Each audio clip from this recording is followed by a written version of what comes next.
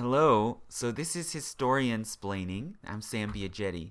And I wanted to talk about this academic hoax that came out this fall and caused something of a scandal. Some people were asking me about it. And I have a lot of thoughts and feelings in response to this incident. And I was trying to figure out what to say. And the other day I started recording and the program crashed and I lost the file anyway. So I figured I should start over, and instead of trying to have like a single through line essay like my lectures, I should try to have a conversation about this. So I'm here this afternoon with my friend Mike. We'll just Hi. Hi. So should we just call you Mike, or do you want to be like kind of anonymous? No, I can be Mike. Okay. I enjoy making mistakes. Okay, so my friend Mike is accomplished in a STEM field. And so he's one of the people I talked about a bit about this hoax. And I figured maybe I should just let him ask some questions and have like a back and forth conversation about this. So how do you feel about that? I'm a little scared. You're a little scared? Okay. But I'm going to try my best. There's a lot of technology going on right now to make this happen, but I think it'll probably work. Yeah, there's a lot of technology here. Okay, so what should we say about this hoax? You've heard about it, right? I mean, we've talked about this a lot. Okay, so how would you basically just summarize what I was talking about? Well, you were frustrated with kind of both sides of the argument as it was being presented online and by journalists.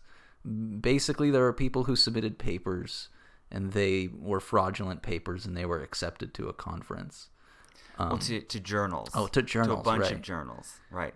So basically, it was these three guys, Helen Pluckrose, James Lindsay, and Peter Boghossian, who are all kind of mid-level humanities professors at good institutions, junior level, and they got together and created a pseudonym, Helen Wilson, and wrote 20 pseudo-academic papers under this pseudonym and started sending them out and seeing if they might be accepted and published.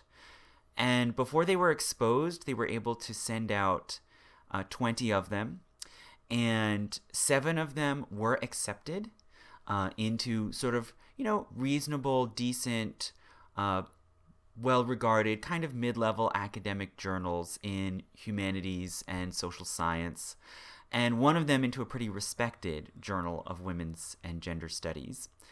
And 6 others, I believe, were rejected, and 7 were still in process of evaluation, right, and might have been on the path towards publication. So if you look at their final results, a little bit more than half of them actually were accepted into journals alongside, works by pretty respected academics, right? So we've been talking about what to make of this, okay? And these hoax papers were intentionally ridiculous, right? So have you heard of some of the titles and what they were about? Yeah, we've talked about what some of the titles are. And yeah, so there are some fun examples. One of them is called Defining Metasexual Violence and of Objectification Through Non-Consensual Masturbation. So this is a paper arguing that when a man fantasizes sexually about a woman while masturbating, this is a form of sexual violence, and it causes affective harm to the person they're thinking about. Now, Mike, have you ever heard of affective harm or metasexual violence? No, they sounds like a lot of fun though. Okay, sounds like something maybe we should try, right? Yeah, definitely. Okay. Another one was called Our Struggle is My Struggle, and it lightly reworded passages of Mein Kampf to make them about gender instead of, I want to destroy the Jews.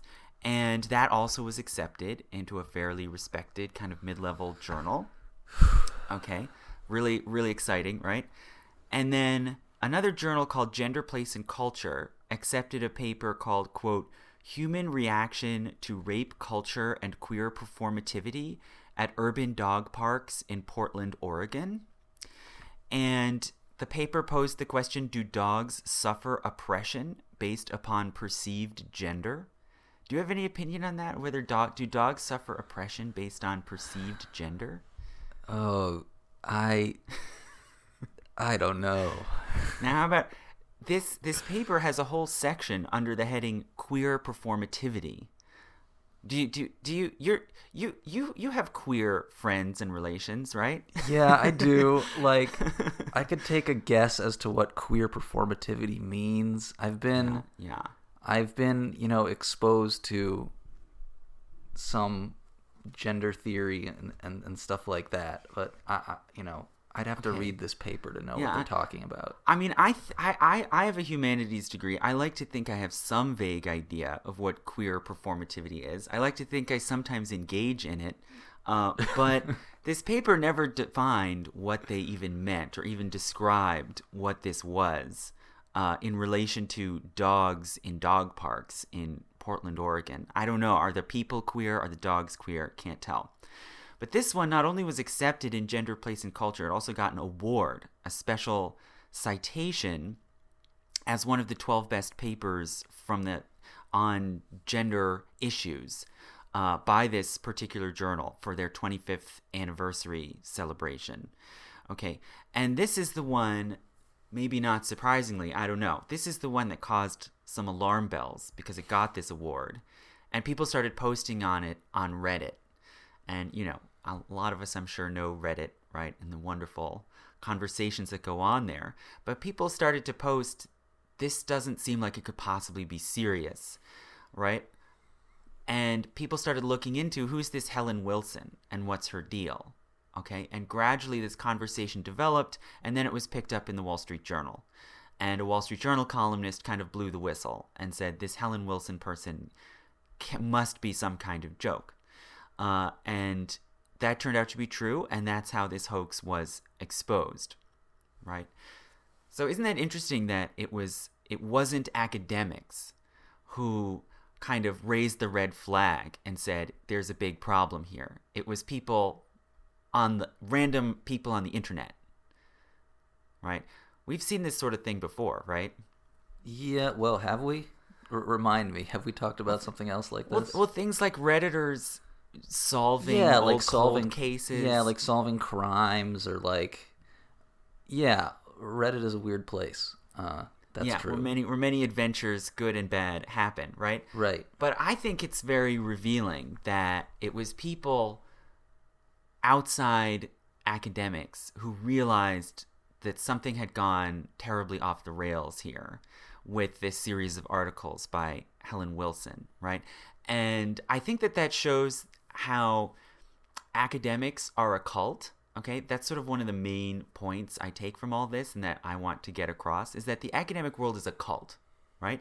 In not just in the pejorative way, but in the same way that any political group or party is a cult, right? And any taste group, any fan group is a cult, right? And fraternities are cults, and religious groups are cults, right?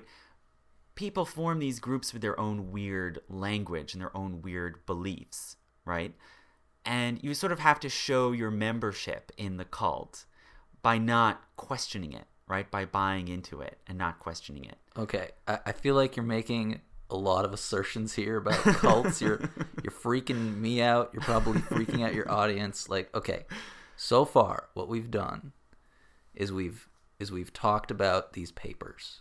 We've sort of made fun of them a little bit. We've sort of made fun of their subject matter a little bit.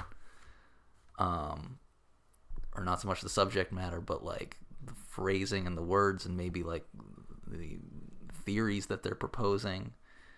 And now you're going and saying that like academia is a cult. Now, I happen to agree with you, but we shouldn't just become talking heads. Like, what... Can you go like what's my basis for what's this? your basis? Yeah. Well, I went through history grad school through a PhD program, and you do a lot of really strange things to go through a PhD program that struck me as basically forms of hazing, right? Things like when you do your orals exam, you're supposed to read lists of books, literally 200 books is the normal number, within a space of a few months, maybe 6 months or less, and then do an oral exam where you're questioned about those books. Now, in order to do this, you have to burn through a book basically every 3 hours just to even come close to getting it done. What are you going to get from a book in just 3 hours? What kind of understanding and reaction are you going to get from it?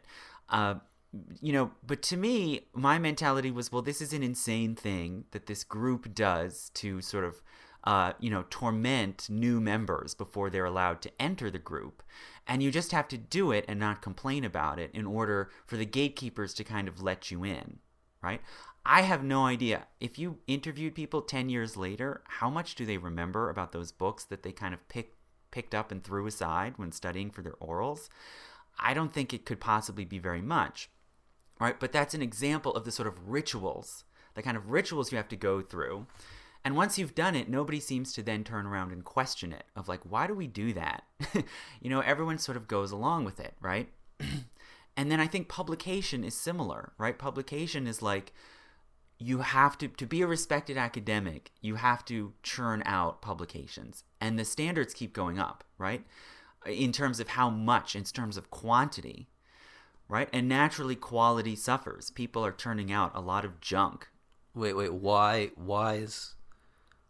is there pressure for there to be more quantity now than there was before? Yeah. That's a hard question, but I know this goes partly to like the history of universities. If we go back to 200 years ago, it was not common or standard for academic professors to get work published.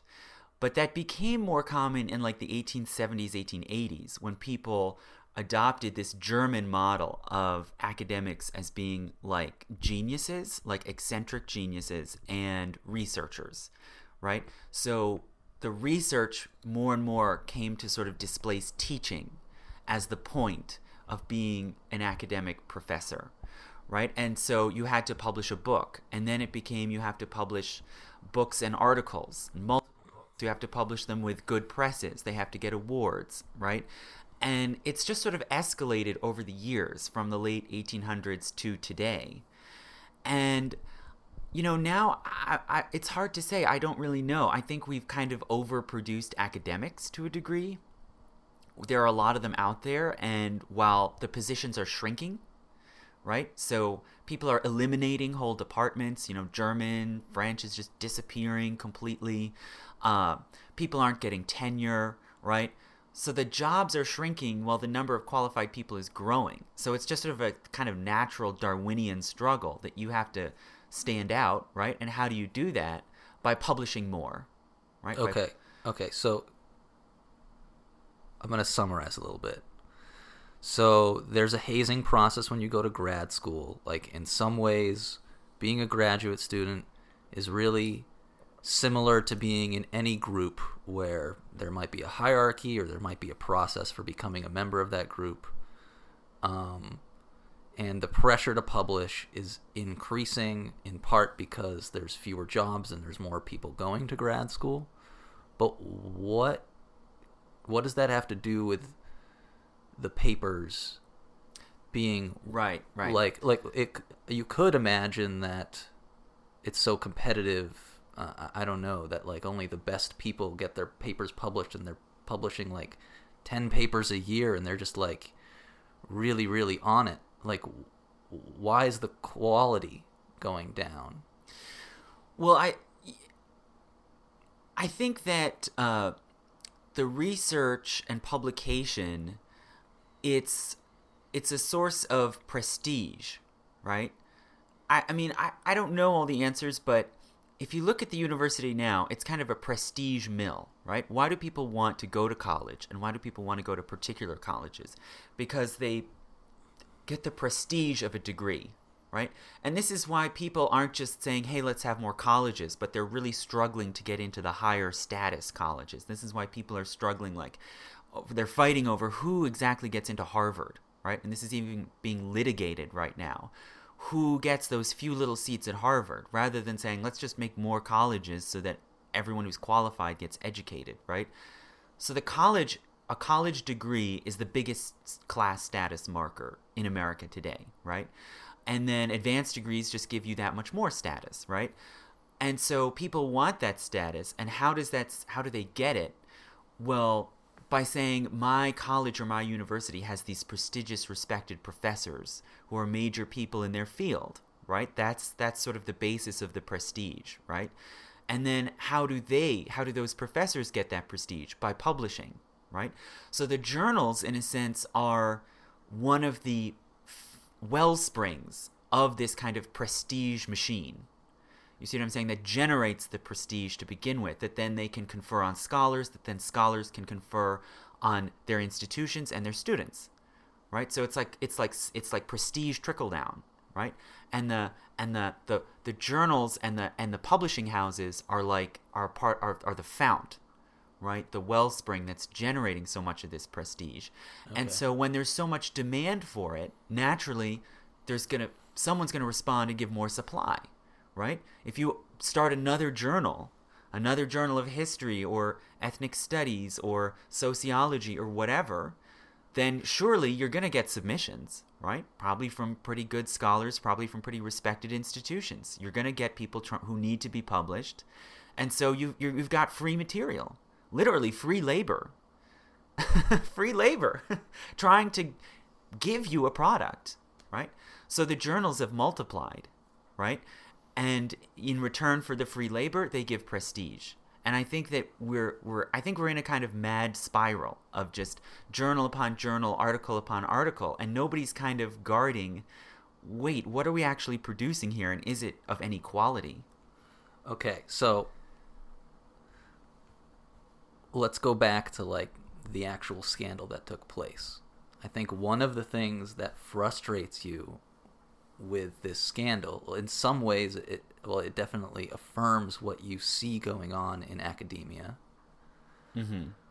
But you're also frustrated with the conversations that other people are happening about this scandal. And that, I think, has to do a lot with the political intentions of the people who perpetrated it, and also some of the logic that the people defending the journals are using, and so this is sticky political territory. At least it's sticky political online territory. Right. So there's like a whole range of different ways you can try to interpret and make sense of what happened here. I mean, I think just the results that they achieved in and of themselves show that there's a serious problem, right? And that it's something that has to be examined really carefully, right? But then people have come up with these different responses. And on the one hand, the hoaxsters themselves published a sort of report, almost like in this mock scientific format, like describing their methods and their results. And they published it in an online magazine called Aereo. And I'll put the link in the description so you can see it for yourself. But they put their own kind of interpretation and spin on what they did, which is that they exposed what they call grievance studies. And I'm sort of putting this in scare quotes. Grievance studies, like these fields of study that usually end in studies, like ethnic studies and women's studies, that in their view are motivated by political grievance, and that sort of political agenda overpowers and distorts the mission of just pursuing truth, pursuing a sort of objective truth. Okay, so this right off kind of polarizes people and sets them off into different camps, right? There are plenty of people, especially in the general public, who completely agree with that already, and say, oh yeah, there are sort of legitimate fields, there's like real science, there's real scholarship, it's objective, it's evidence-based, and then there's this sort of bad stuff, this kind of feminist, lit critty stuff. And then on the other hand, a lot of scholars, especially in humanities, kind of adopt the completely opposite view, that there is no objective neutral truth, right? Everything is shaped by social environment, by political perspective, right? And that these three schlemiels who did this hoax are just all wrong, and that they're playing into sort of right-wing attacks on academia, and they're trying to claim this sort of neutral scientistic position. And so a lot of people have reacted by simply kind of attacking the messenger, basically saying, well, these hoaxsters, their views are wrong, and and so we should just ignore it, right? We should just dismiss it. These are, and to me, that's just an ad hominem, right? It doesn't matter who they are. It doesn't matter what their agenda was. The mere fact that they got these ridiculous, illogical, stupid papers published is reason enough to take this seriously, right?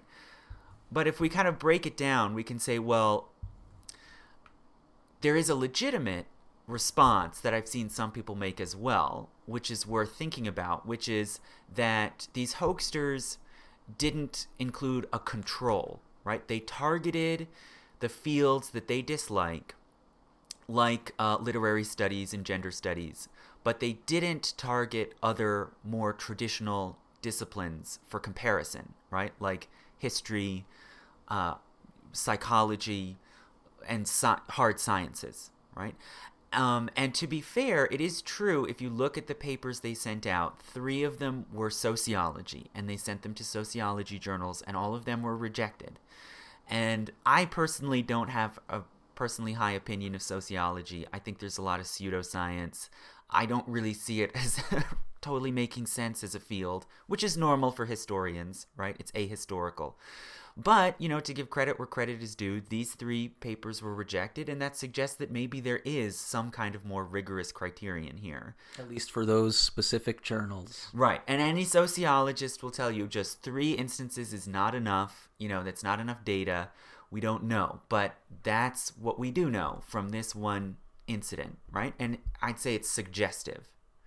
Well, okay. Well, here's the frustrating thing about the argument you're given, and I don't have my voice out there for people to listen to, but I can already feel that people are going to interpret what you're saying and think that you'll have some sort of political agenda that's in line with the people who perpetrated this hoax, and that's an unfalsifiable claim that they can make, and I don't know how to convince people that you're not doing that.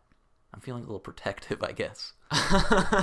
Yeah, I guess that's unavoidable. The thing is, my own personal political views are complicated. I guess if you listen through all my hours and hours of boring lectures, you might piece together some sense of what my views are, or maybe not. Some people message me and say, I'm surprised that you talked about the Crusades, and I really don't know what your view is. Maybe that's just because I'm really dull and dry. I don't know. But what I'm trying to say is I am open to the idea that these hoaxsters are totally wrong about everything. That certainly might be true. Let's say they are completely wrong and they're bad people. That only further underscores how were they able to do this? If they're wrong about everything and their views make no sense, it doesn't matter. These journals have the egg on their face. They accepted these papers that were intentionally concocted to be absurd, and that any normal person, any normal human who hasn't been hazed into academia can see are dumb. And not only that, but this is not unique. Okay, for one thing, people have called this hoax Sokal Squared, so-called, because there was another one like this back in the 1990s, where a physicist wrote an intentionally ridiculous paper where he argued that space-time is a patriarchal, oppressive construct that should be deconstructed by an alternative feminist quantum physics. And, the reasoning just made no sense, but he got it published in a very respected journal called Social Text back in 1998. And they didn't even withdraw it. They stood by their decision to accept it because they still saw it as somehow engaging with physics.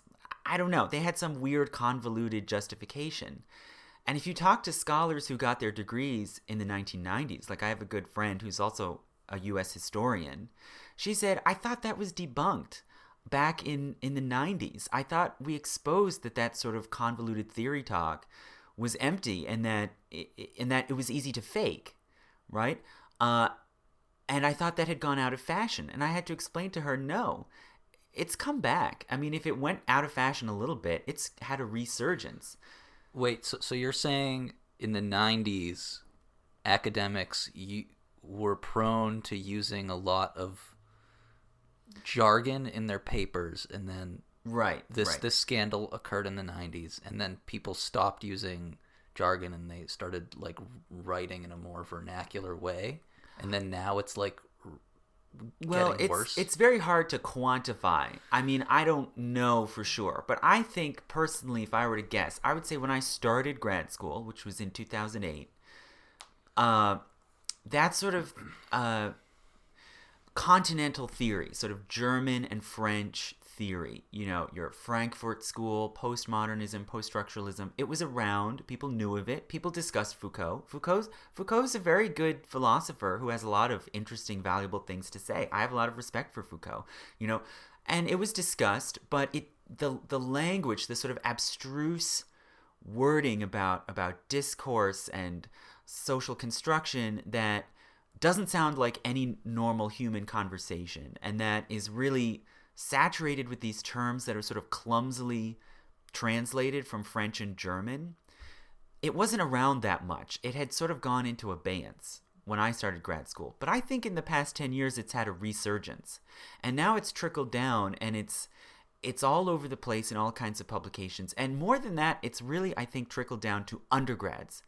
Undergrads now talk this way. They talk about, about identity, and I wish I could bring the phrases to mind more readily, but this weird theory talk, about whiteness and about performativity, it's sort of now become the standard language of kind of college educated pseudo intellectuals.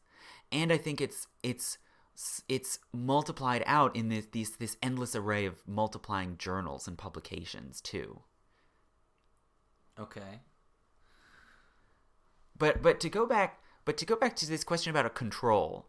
Now, so this raises an important point to me, because that's one of the defenses that people have put forward that I've seen, like on Twitter, like informally, is like, yeah, but would it be any different if you tried out the same experiment with all these other more traditional fields that aren't supposedly so laden with theory, right?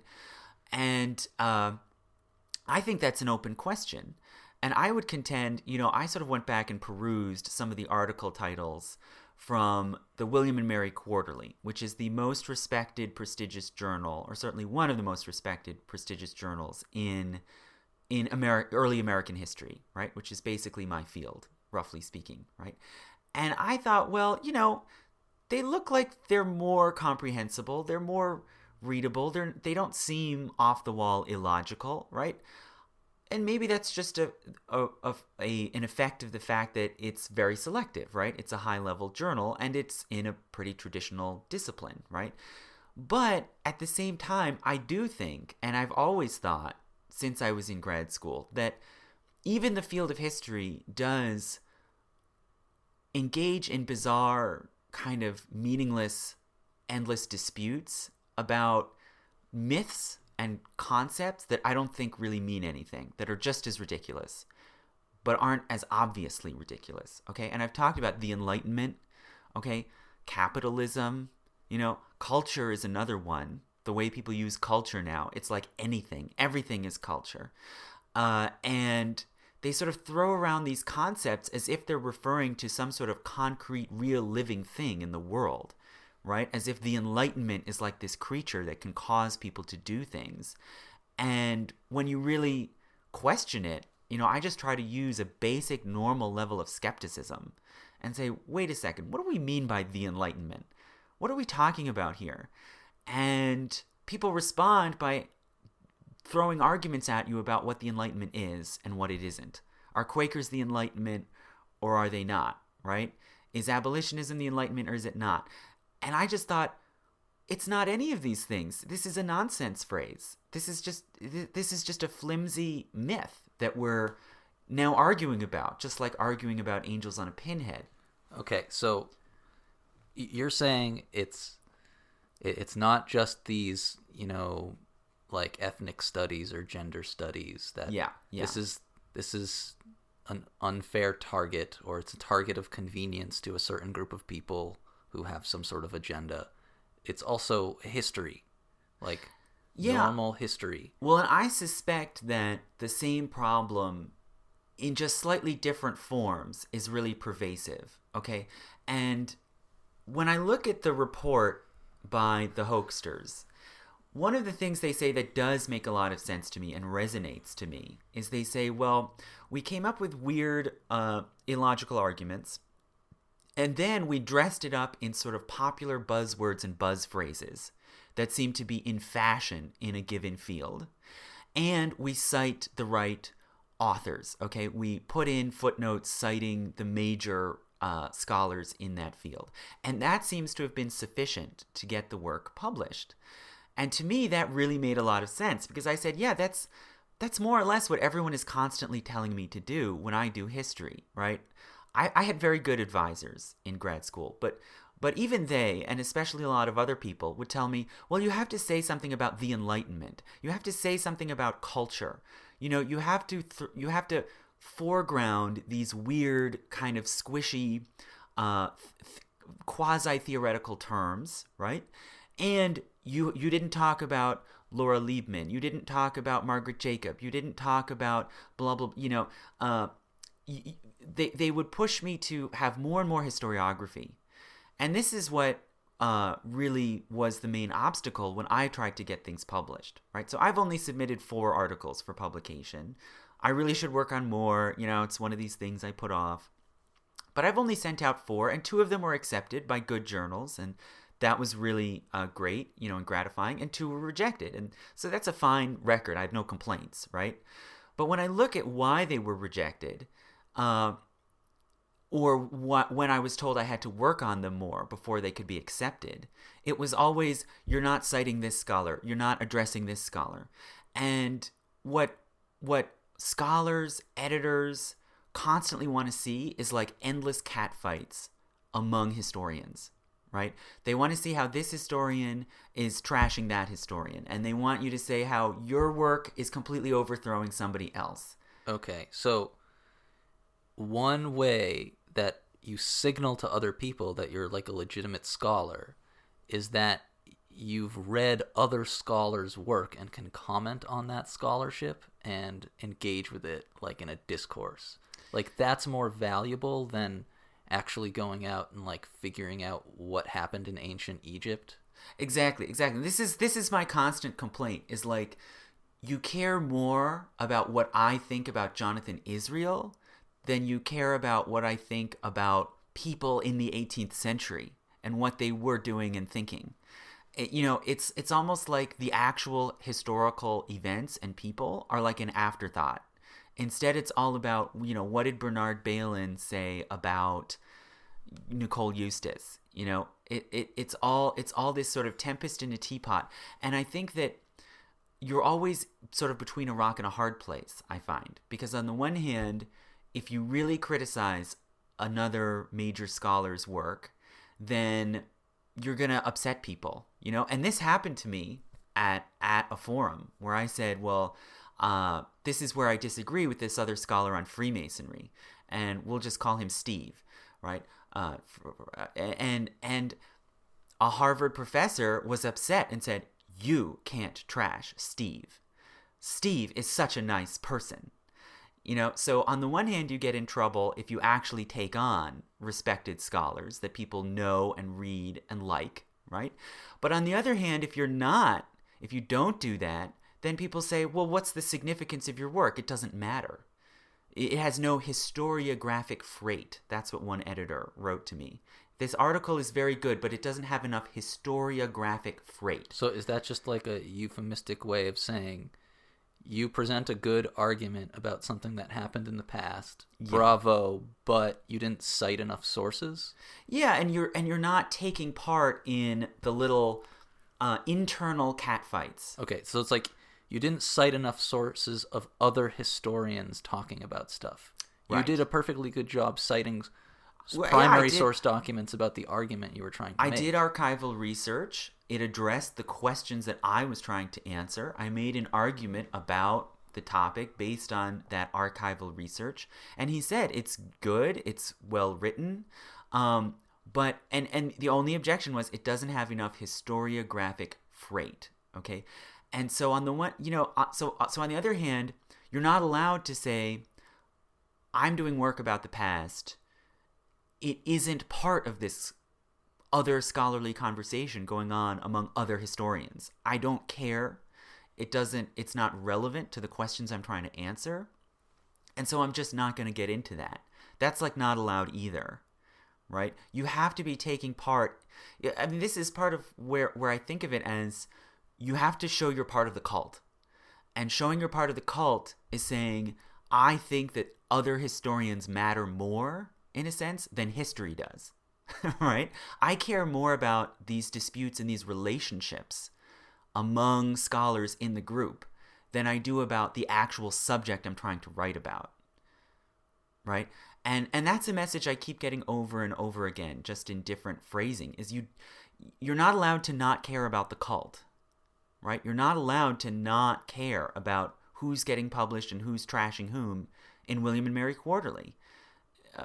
You're kind of, in a sense, you're sort of dangerous. They can't let in people who don't believe in the cult. Right, because it's all like part of the hazing process. Yeah. And it's all about, even if I trash Margaret Jacob, in a sense, I'm still paying her a compliment because I think she's important enough to talk about, right? Well, okay, I think some of the listeners of your podcast might feel that way about this particular episode of your podcast. It's like you're paying those people a compliment. Yeah, this is my compliment. You're welcome, guys. Like, you're welcome. You're probably not very good people. You target. No, they're good people who I think are in a cult. And wait. It's not the worst cult. I think we're talking about who's they? I meant the people. Sorry, I meant like I think people will think you're complimenting the perpetrators of this. Oh yeah. Well, look. I mean, I am in the sense that yes, I think this is significant, and we need to discuss it. Yeah, I say good job, guys. Yeah, I don't care. I don't know if you guys are racist or sexist or patriarchal or whatever. I don't know nothing about you, and I don't care. But you did something that needed to be done. It needed to be done. Okay, and I'm going to explain a little bit about why this needed to be done. Okay, so for one thing, people have known for years about all these ridiculous papers getting published. Okay, I called up a couple examples already. Sorry to sort of cut you off, but people have been pointing out for years these absurd papers like this one from 2015, The Perilous Whiteness of Pumpkins. Okay. Examining the symbolic whiteness associated with pumpkins in the contemporary United States. Okay, and this one, it was published in Geo Humanities in 2015, right? And we could just dismiss this journal, sort of turn our noses up and say, well, that's not a major journal, right? But one of the two co-authors who co-wrote this paper, whose name is on it, is the chair of the American Studies Department at UNC Chapel Hill. So even if you sneer at the journal and say it's not prestigious enough, the people writing this kind of madness often are very well regarded and people of high standing in the academic world. And there's another one that was just published this month about, I'll just give you the title quickly. Childhood, Gender Nonconformity, and Children's Past Life Memories. And this one actually argues, according to the abstract, it argues that we conclude past life memories represent a novel factor that may be associated with the development of gender nonconformity. Okay, so as far as I can see, the rest of it is behind a paywall, but as far as I can see, these people seem to be seriously suggesting that you can explain gender expression by referring to past life memories. Okay, now, anyone should be able to see how nuts this is. And B, if you just use scientific Occam's razor, right, the basic principle that a simpler explanation is more likely to be true, there's no way on earth that it's simpler, the metaphysical complications of suggesting that people have past lives that they then remember, that somehow is a simple or strong explanation of gender expression. It's so crazy, and yet this stuff's being churned out, and these guys, the 4 authors who put their names on this paper, are all on the faculty of the UVA Medical School. These are not some schlubs at some, bottom of the barrel college, okay? These are people with serious academic positions. And so what I'm saying is people have been able to see for a long time that there's madness going on here, and it's leaking out, and the public is seeing it, right? So how do you demonstrate, how do you get through to academics that what they're doing is nuts, and that no one should take this kind of increasingly bizarre work seriously, right? Well, I think that what you have to do is you have to intentionally make stuff up that is wrong, and then see if it's taken seriously in the academic cult. And I think these guys showed that, yes, it can be. And that the criteria of judgment that's being used to judge academic work is, do you cite the right people and do you use the right language? It's not, are you making a strong argument with sound evidence or logic? Those are the criteria that are now getting people taken seriously in the academic world, right? And one other thing, okay, to sort of go back and look at the bigger picture. People have talked about, oh, this is about theory or about postmodernism. I think that the sort of postmodern mentality about relativity, about truth, that's a whole other big issue. And I've talked about it some before, right, in the podcast. I don't think that it's the entirety of the problem, but I do think it's a contributing factor. I think that people who accept the postmodern argument about master narratives always being mythical and distorting, and truth always being relative to perspective, right? There's no direct access to some independent, objective truth. I think that those are valid points, but they raise serious problems that postmodern and post-structuralist scholars don't seem to care about. And that's a really big issue. And I think that it's feeding the situation a lot, right? If that's the way you look at truth, then how do you criticize an absurd article? What's your basis? How do you say no? Everything is just a matter of argumentation and perspective, right? And the only standards of judgment that you have are the weird rituals and conventions of your discipline, right? That's what gets you validity, right? And so I think I told you before, and I think didn't I mention this in a previous podcast about the story with one of my professors when I was in a historiography class? And he said, well, when I read a history book, I'm not looking for truth, right? I think I mentioned that before. So, you mentioned it to me.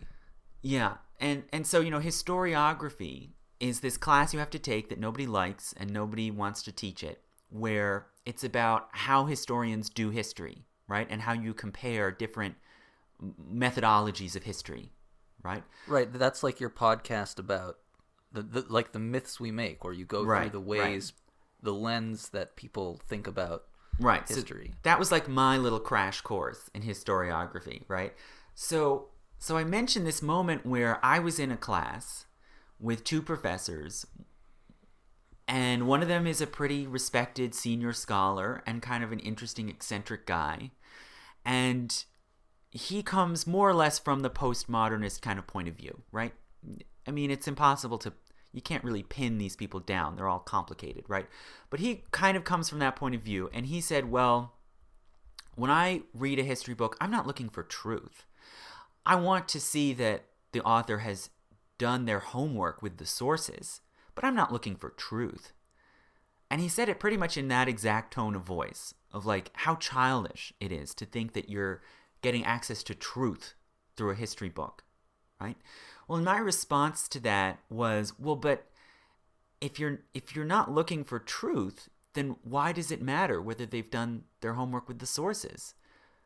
That's just, why not just make it up? So you're saying that's revealing of Yeah. what's actually going on, which is that it's a game of status and club membership. Right. Like, so your kind of cynical rephrasing of what he's trying to say is, I don't really care about the truth. I care about whether or not you're playing this status game that I'm also playing.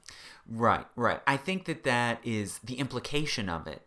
He wouldn't, I think, accept that interpretation. I don't really know what he would say. Why does it matter whether you do your homework with the sources? As far as I can see, that's just a particular way of gathering facts, right, and evaluating them and making an argument. But why even bother if you don't think that you're going to arrive at some claim that can be taken as valid and persuasive beyond your discipline, right? If there isn't some sort of higher order truth, right, some sort of higher order validity to a claim that can persuade people in the world at large or in the general public, then what's the point of your discipline? Then you're just people sort of going through the motions and all talking to each other in a little closed off world unto itself, right? And I think that is precisely what's happening in academics, is you have people sort of hiving off into these little disciplines and subdisciplines, each with its own weird vocabulary and its own weird obsessions. And nobody's even trying to reach out and say, well, what can we learn from our discipline that has some sort of claim or purchase to other people, right? To some kind of wider community. How do we even justify what our discipline is doing? And in a sense, history kind of gets off the hook of that problem, right? Because it's kind of easy to point to and say, well, history is about things that happened in the past and how we ended up where we are, right? But at some point, why does that even matter? What do you tell the student, like my cousin in New York, who had a student who said, well, I don't care about anything that happened before I was born, so just don't talk to me about that stuff. History sort of doesn't have a response to that if it can't say what its purpose is and what kind of truth it's getting at, beyond just, well, we're people who work with archival documents and make interpretations out of them. Do you see what I'm saying? I think I see what you're saying. It's like adding up, but what should people do then? Yeah, so, I think that there's a lot we have to do. We have to, and I think that a lot of it starts from kind of the really, really hard part, which is the root of the problem, which is universities and colleges are prestige mills, and they're not really aiming that much at getting people to learn stuff. We both went to prestigious universities where you can graduate really without knowing anything, without having any particular body of knowledge that you have to walk away with, right? And that sort of attitude seems to be spreading of like, well, we're not here to make sure that you know any particular facts or have any particular skills. You're just here to sort of do some work and, exercise your mind or something. And then you get a degree that gives you social status, right? And that's sort of the big macro level problem, right? And I think that the practical thing we have to do to change this is say the focus of scholars has to be to teach and to make sure that there's a body of knowledge and skills and awareness that is actually verifiably getting through to the students. And that's more important than research and publication.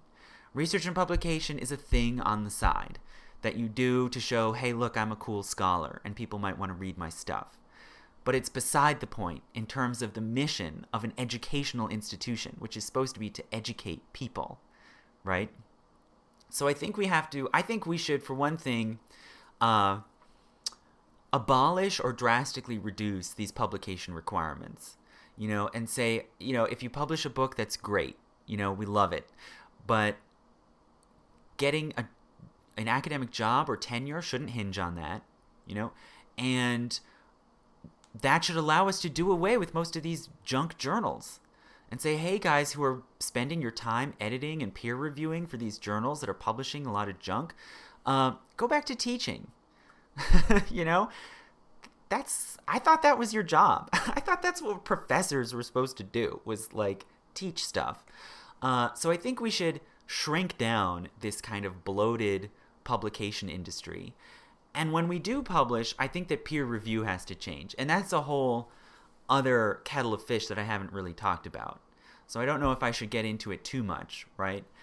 But a lot of the issues that this raises is about the process of peer review, which is supposed to be this kind of neutral, objective filter to make sure, to verify that work is strong before it gets the validation of publication, right?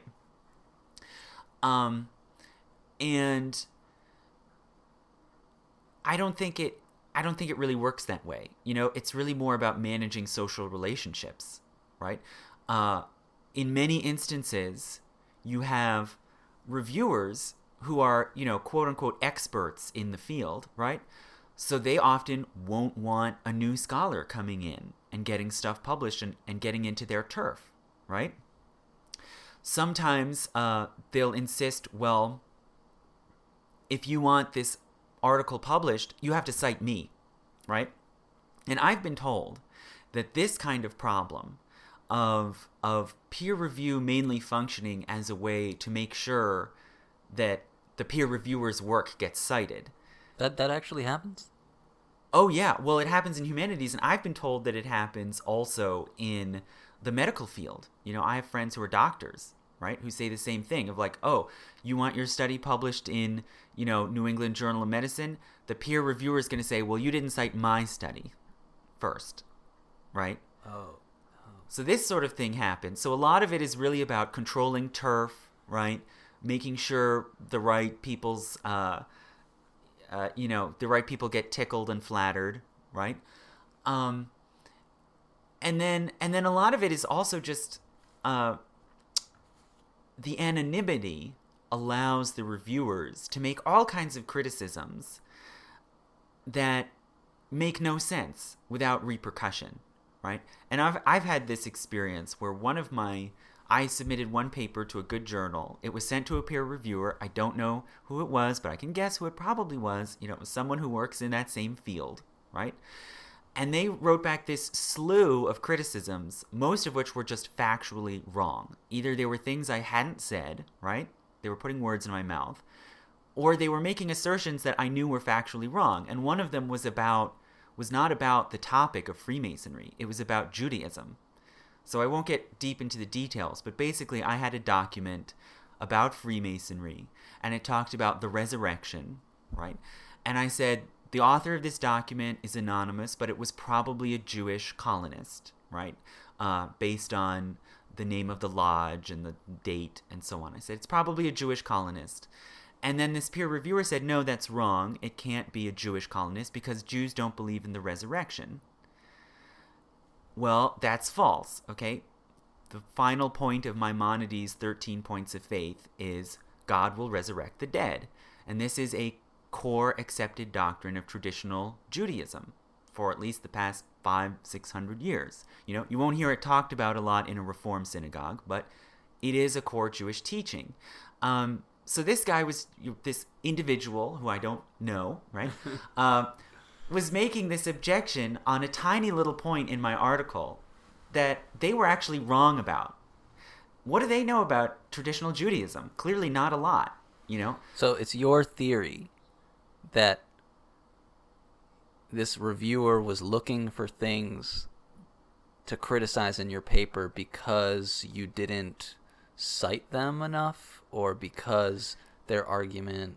I think they just wanted to because they're wary of a new person coming into the field, right? And if they can stop that from happening, they will. So it's like a territorial threat. It's a territorial thing. Yeah. So I'm kind of hearing that like academia, like all of this is like academia is no different from any other type of work or any other type of social like a social group dynamic. Like it has all the same characteristics. It's not right. It special. has all the same manias. Yeah. It's not like wholly.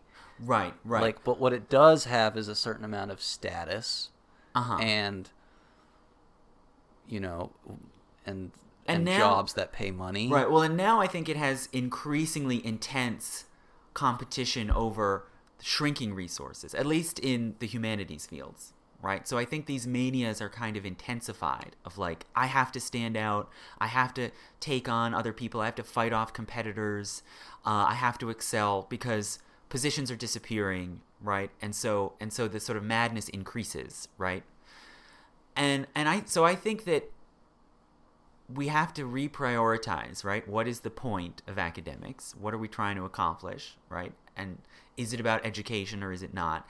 And also, we have to bring in fresh air. So this is one of the first things I thought of when I read about this hoax is, oh my God, we have to,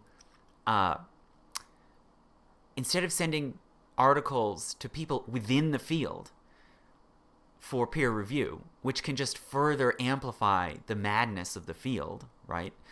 We have to have outsiders, not only from outside the field, but non-academics. We have to have normal humans, okay, who may have their own biases and prejudices, right?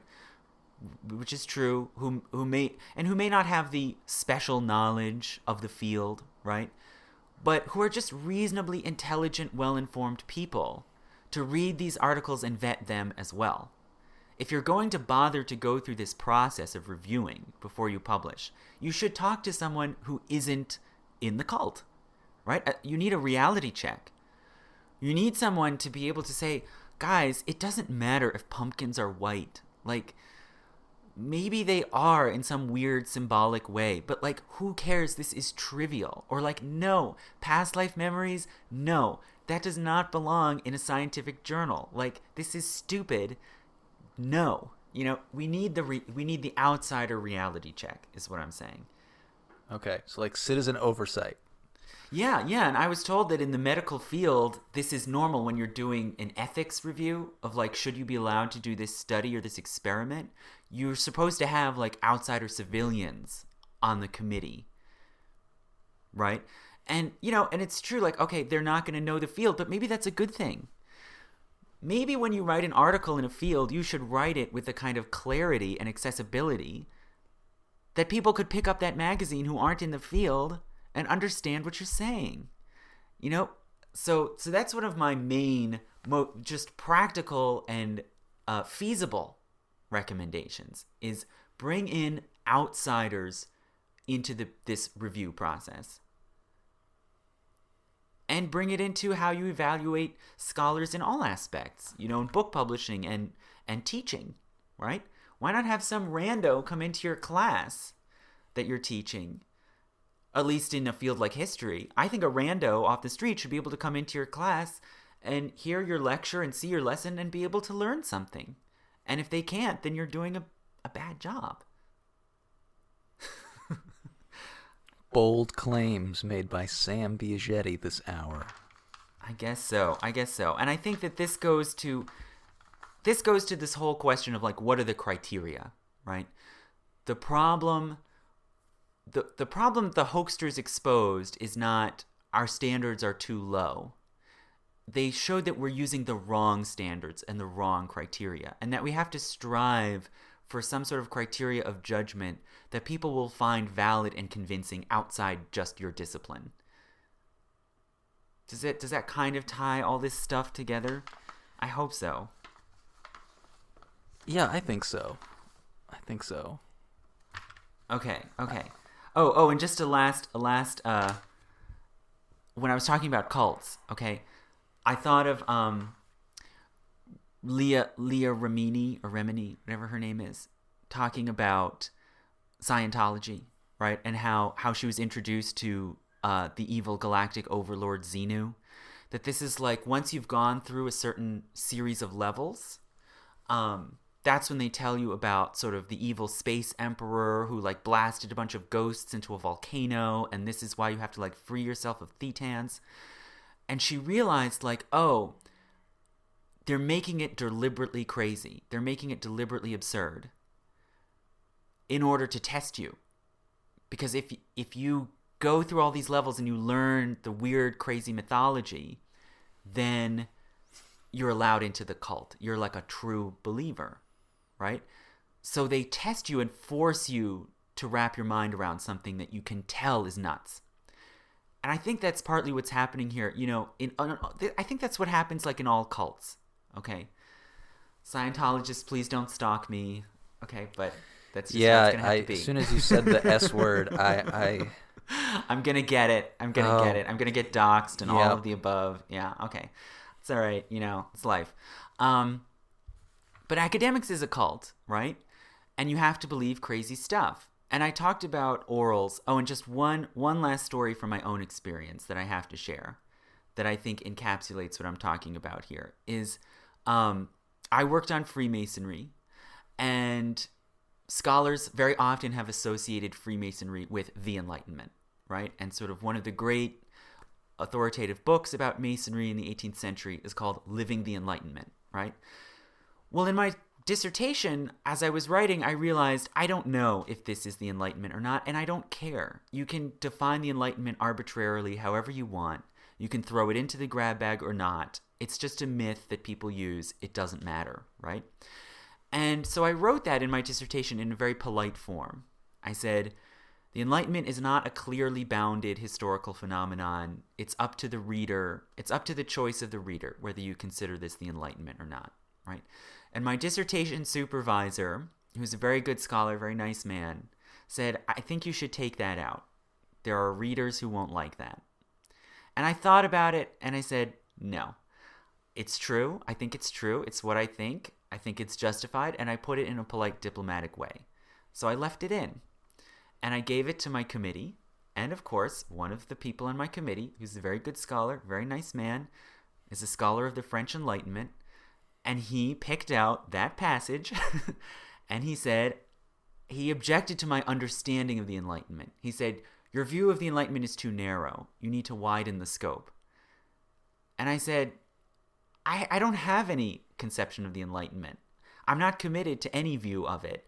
I think you can draw it more widely or more narrowly. I don't think it matters to the questions that I'm trying to answer, right? And I thought that was a reasonably nice way to put it, of I just don't think it matters, right? So he did not like that response. And I know he really didn't like that response because I left the room to let them discuss. And then they brought me back in, said, okay, we've made a decision, come back in. I came back in. He and my dissertation supervisor were still arguing with each other. And another member of the committee said, congratulations, you have your PhD. And I was very happy, thank you. And the Enlightenment scholar still refused to look at me or shake my hand. Okay? I don't know if he has some kind of continuing grudge against me or if he was just so absorbed in this argument that he couldn't tear himself away, but it clearly really personally upset him. This is what I'm talking about you have to believe in the myths. Right? So it's like he had to believe in the Enlightenment. And that it was an important question what you consider is the Enlightenment and is not. And it would be totally a bad idea to question whether or not the Enlightenment is a useful concept. Right. And I think that what happened is that I still got my PhD anyway. And this guy's a very nice guy, and we've spoken since then. So, I don't know, maybe it didn't help me get an academic job, maybe it didn't help me get a letter from this guy. I don't know. I don't really care, okay? It's fine. It doesn't really matter. But it's fine. I'm totally fine. It's totally fine. I don't totally even care. Fine. I don't even care. I don't care at all. But I think this situation that encapsulates is so pervasive, right? Of you have to show you believe in the cult and its mythology in order to be let in. And I think, again, we need fresh air. We need outside perspectives here. We need, or at the very least, we need other cults to come into our cult and kind of break some of these spells, right? And I guess that's part of what I'm trying to do, right, in historian-splaining, is hey, let's stop and actually look at these weird mythical stories we tell ourselves and how they shape what we think of as history. Does that make sense? Yeah, I think we got it, Sam. Okay. I guess we got it. Okay, thanks. You're a very good interviewer. You're okay. Too kind. Thanks, everyone. Please go to Patreon. Also under Historiansplaining. The link will be in the description. Email me at historiansplaining@gmail.com. Thank you.